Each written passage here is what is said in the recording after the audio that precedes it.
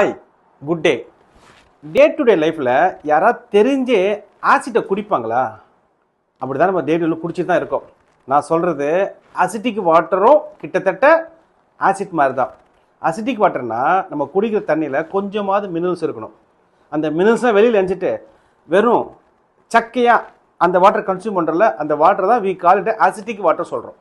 பொதுவாக அந்த அசிட்டிக் வாட்டரு க்ளீனிங் பர்பஸ் யூஸ் பண்ணுவாங்க. டாய்லெட் க்ளீன் பண்ணுற ஆசிட்டை நம்ம குடிச்சா என்ன ஆகும்? அந்த மாதிரி தாங்க. ஒரே ஒரு உதாரணம் சொல்கிறோம். நம்ம உடம்புல இருக்க மொத்த 78 ஆர்கானும் ஆக்டிவாக எங்கே இருக்கணும்னா குடிக்கிற தண்ணியில் கொஞ்சம் அல்கலைன் இருக்கணும், கொஞ்சம் மினரல்ஸ் இருக்கணும்.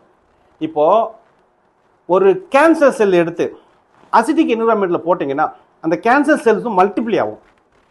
அதே கேன்சர் செல்லை அல்கலைன் என்விரான்மெண்ட்டில் போட்டிங்கன்னா அந்த கேன்சர் செல் இறந்துடும்.